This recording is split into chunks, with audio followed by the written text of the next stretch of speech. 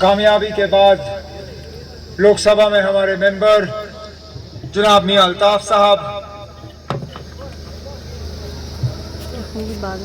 बदरवा असेंबली हल्के से नेशनल कॉन्फ्रेंस के नामजद उम्मीदवार मेरे साथी जनाब महबूब इकबाल साहब, हमारे साबका MLC जनाब इकबाल साहब, चौधरी हनीफ साहब, चौधरी सलामुद्दीन साहब, यहाँ पे मौजूद तमाम नेशनल कॉन्फ्रेंस के ओहदेदार हजरात, वर्करान नेशनल कॉन्फ्रेंस, भाइयों, बुजुर्गों, नौजवान साथियों, आप सबको मेरे तरफ से अस्सलाम वालेकुम।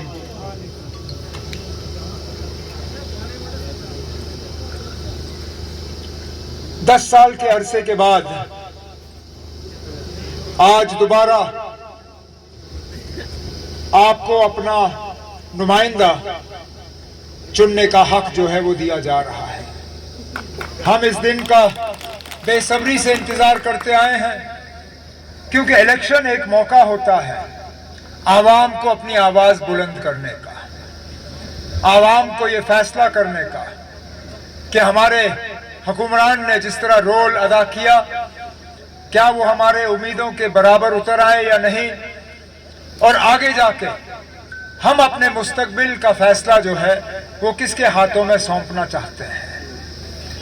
अब अगर ये सिलसिला जम्मू कश्मीर का 2018 के बाद टूट नहीं जाता, तो आज एक चुनी हुई हुकूमत होती, उसमें मिनिस्टर होते, MLA होते, उनके हवाले से हम बात करते हैं। लेकिन जमहूरियत जो है पिछले 6 साल से जम्मू कश्मीर में हमें देखने को नहीं मिली। 2018 के बाद मरकजी हुकूमत का राज जम्मू कश्मीर पे उन्होंने खुद किया।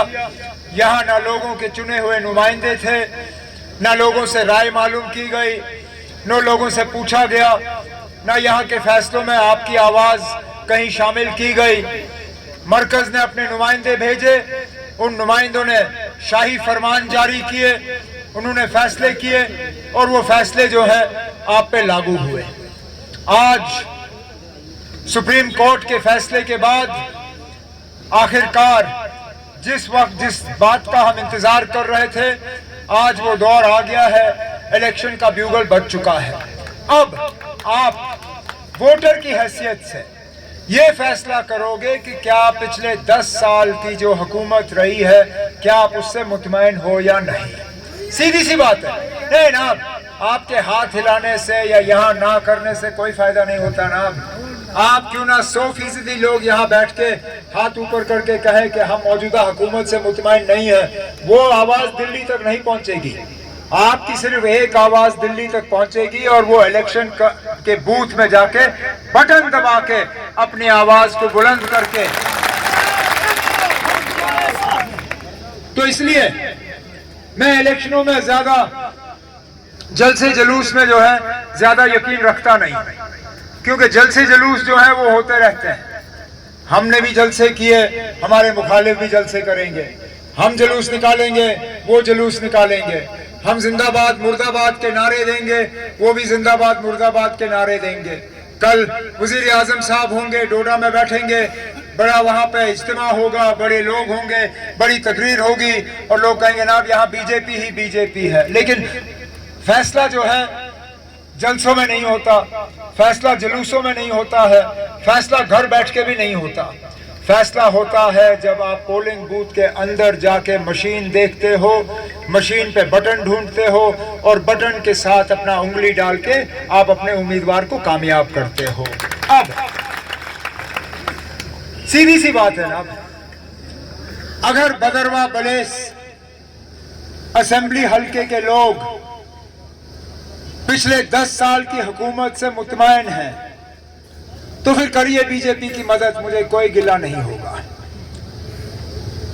अगर आपके रोजमर्रा के मसले हल हुए, अगर आपके बेटों को बेटियों को रोजगार मिला, अगर आपकी बिजली बेहतर हुई, अगर बिजली का खर्चा आपका कम हुआ, अगर अस्पताल में डॉक्टर आना शुरू हुआ, अगर स्कूल में मास्टर ने तालीम फराहम करना शुरू किया, अगर आपके सड़कों पे लुक बिछाई गई, तेल बिछाया गया, अगर यहाँ पे राशन जो है वो ठीक तरह से आपको दी जाती है, अगर सोशल वेलफेयर स्कीमों के तहत आपको पैसा घर मिल जाता है, अगर इन जंगलों पे आपका हक जो है वो महफूज है, अगर आपकी जमीनें महफूज हैं, अगर इन बड़े बड़े प्रोजेक्ट जो चिनाब की दरिया पे बनाए जा रहे हैं, अगर उनमें आपको रोजगार मिलता है तो ठीक है ना, ऐतराज कौन कर सकता है। अगर ये सारी चीजें आपके लिए हो रही हैं तो शायद फिर नेशनल कॉन्फ्रेंस को आपसे वोट की उम्मीद रखनी नहीं चाहिए, क्योंकि आप मुतमईन हो, आप खुश हो, आपके तमाम मुतालबे हल हो गए हैं।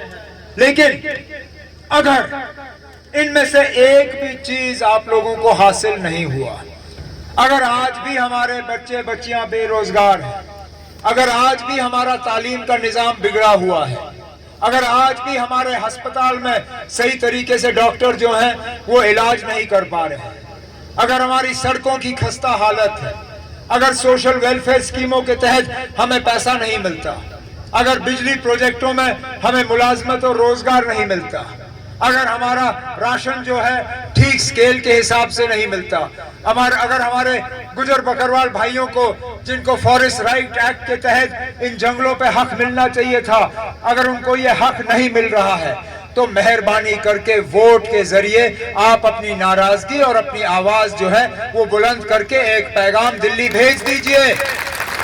कहिए कि हम पिछले 10 साल के धोखे से मुतमईन नहीं हैं, आपने हमें धोखा दिया, झूठ बोला, हमें गलत वादे किए और उन वादों पे आप उतर नहीं आए। क्योंकि हकीकत यह है कि मैं जहां जाता हूं लोगों के चेहरों पे मायूसी पाता हूं। हर लिहाज से हमारे ये पिछले 10 साल जाया हो गए। एक मिनट के लिए अगर हम ये मान के चलें कि दिल्ली ने हमारे साथ जो किया 5 अगस्त 2019 को, वो हमारे फायदे के लिए किया। वो कहते हैं कि 370 ही हमारी तरक्की में रुकावट थी, 35A ही हमारी तरक्की में रुकावट बनी हुई थी, और इन सब चीजों को हटाने के बाद यहाँ तरक्की ही तरक्की हो गई। अब हटाने के बाद 5 साल हो गए। खुदारा मुझे बताइए ना, कौन सी तरक्की यहाँ भले इसकी सरजमीन पे हमने देखने को मिली? गंडों में कौन सा नया कारखाना बना, कौन सी नई फैक्ट्री आई, कौन सा नया रोजगार लगा यहाँ पे? चलिए बड़ी बड़ी बातें छोड़ दीजिए ना।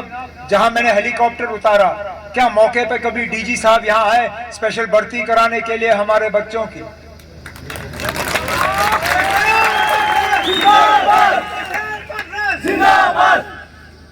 तो ना ये बीजेपी वाले फिर किस उम्मीद के साथ यहाँ वोट हासिल करने के लिए निकले हुए हैं? अगर के यहाँ परेशानी और तबाही और बर्बादी के अलावा उन्होंने कुछ नहीं दिया। बेरोजगारी का मैंने जिक्र किया, यहाँ पोस्टें खाली हैं, उनको भरा क्यों नहीं गया?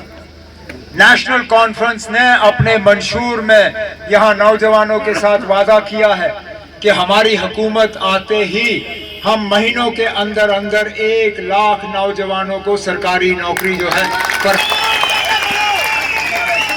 उसके साथ साथ हमने अपने मंशूर में यह भी कहा है कि इन दूर दराज इलाकों में जहां हम स्पेशल डीजी